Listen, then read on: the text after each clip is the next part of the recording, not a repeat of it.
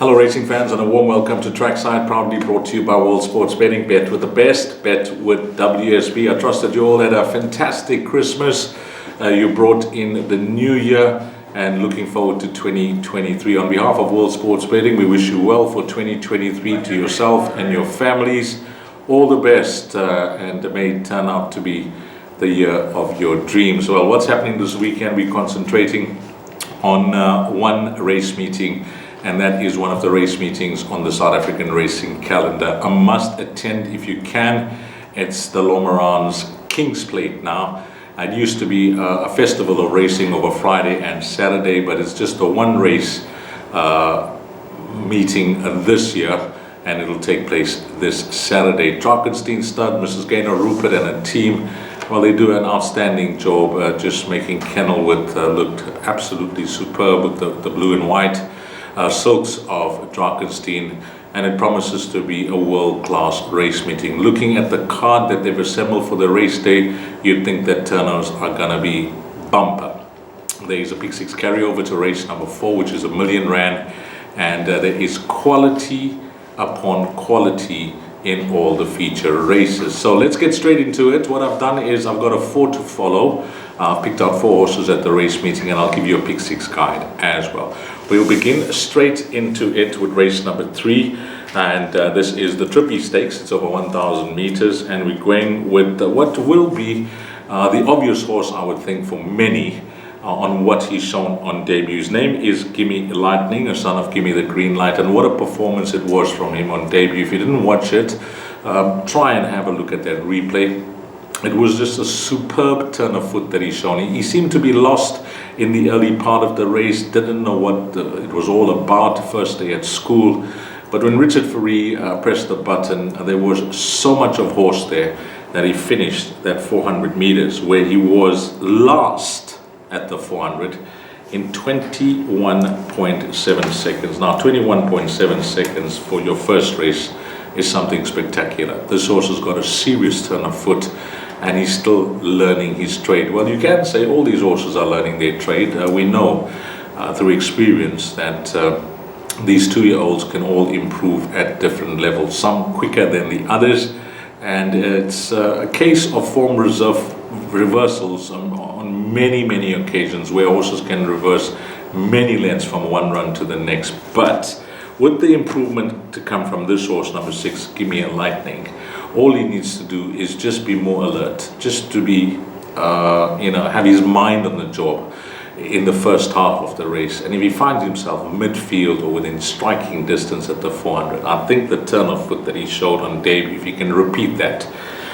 I can't see this field actually matching him over the final furlong or so. So, number 6, Gimme Lightning, we'll have to respect the choice of Richard Fourie. He could have gone for a few, but he's gone for this horse, number 6, Gimme Lightning. And hopefully, this popular horse on the race card, who's already attracted anti-post betting support, can bank some cash here in race number 3. Then we move along, and it's quick and fast because we're on to race number 4. And race number 4 is another race. Wow, what a field this has got. It's called the Winchester Sprint Cup, and sponsored by Franschhoek Motor Museum. It's over 1,000 meters.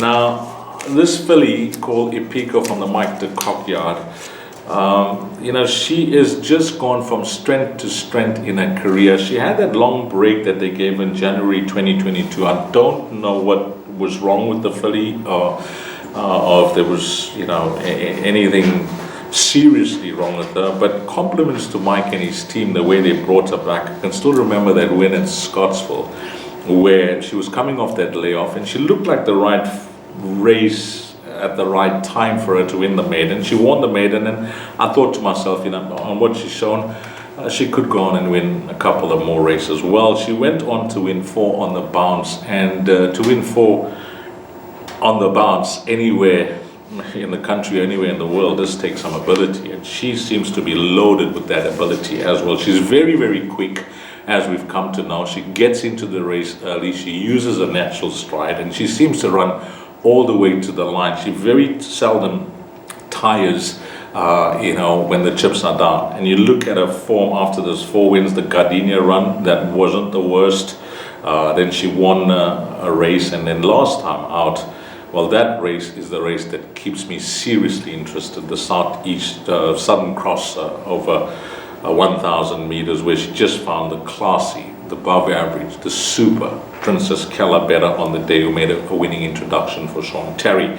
53 and a half on her back. My suggestion is simple. I think that she's worth a nibble at around 10 to 1 in the betting on the head, but for Trackside, we are going to include her as a place bet, and just to increase the odds of the other runners in that Trackside treble. So we're going places here, number 13, Epico.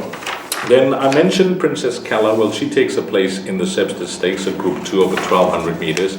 And I think first and foremost, we're going to have to say that it must have been a calculated decision by Sean Terry just to sidestep the Paddock Stakes and go for this race rather, the 1,200 meter. And I think that is a big, bold decision from Sean.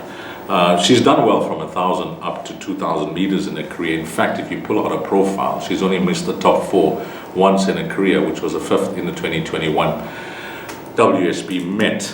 She is a solid horse. She was duly rewarded at Group 1 at a penultimate start, winning the Empress Club Stakes. And she showed her well-being for her new stable. And what an introduction for Sean Terry it was. 1,000 meters, I was umming and ahhing, I was on the fence. But the way she won over a minimum trip, a filly that's been effective after 2,000 meters, wow, that was a good win. It was a really good win. And she beat the filly that we like in the previous race. 1,200 meters going to suit her much better. And the thing with me is that while there's like horses like Desert Miracle, Charbella in the race, there's a few others that we can speak of as well. I think she is a really classy horse. And she showed this first time out. She showed her well-being. And I think the 6 furlong trip, if she just repeats her last start, whatever beats her wins. 12, Princess Keller. Then we move along to the 4th of our horses. And yeah, can you guess it? Charles Dickens, you say? No, I'm going for Captain's Ransom.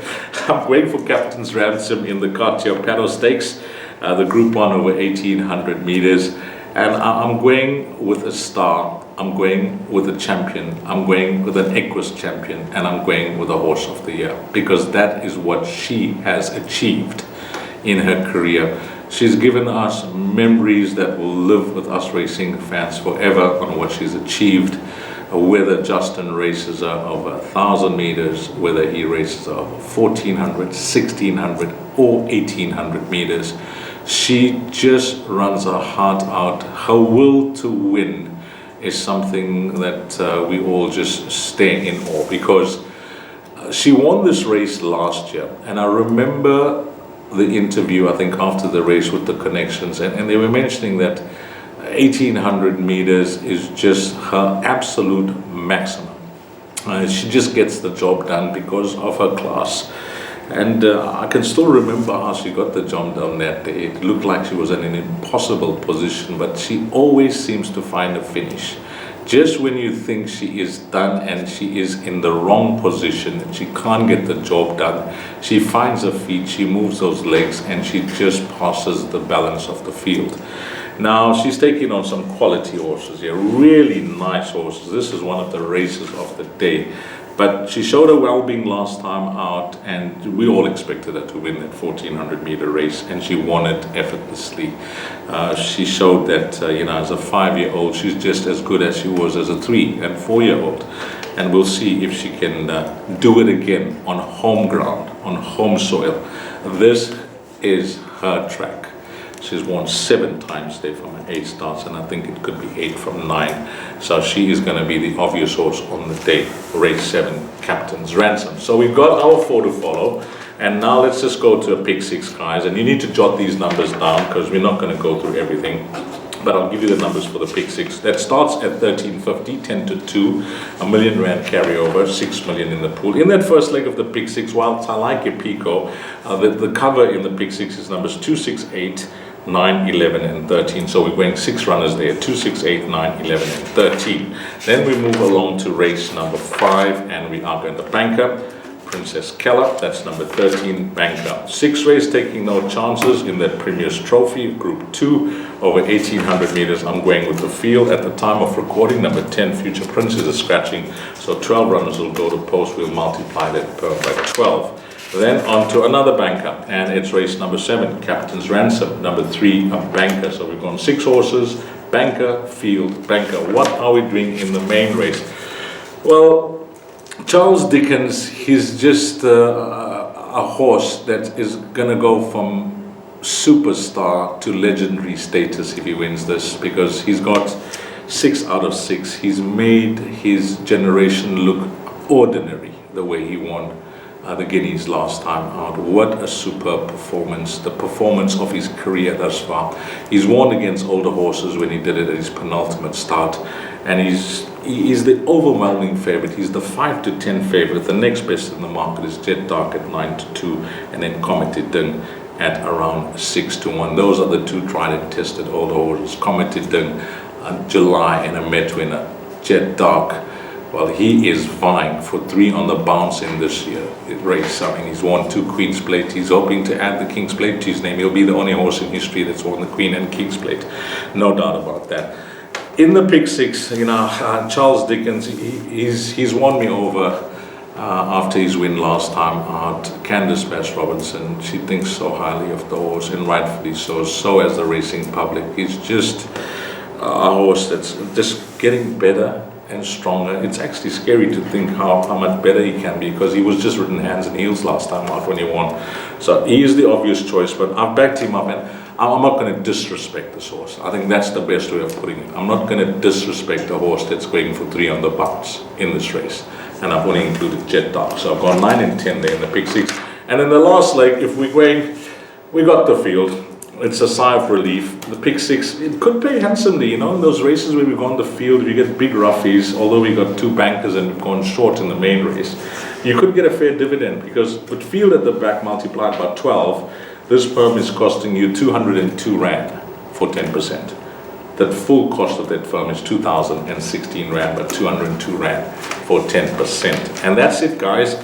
I wish you all the best wherever you play this weekend, and hopefully you are going to be getting seriously involved in what promises to be a quality race meeting on Saturday at Kenilworth, where it is Ormarins King's Plate. On behalf of all sports betting, thanks to all the punters, but more importantly and more especially, thanks to you, the valued customer. Until we meet again, you take care. Salam.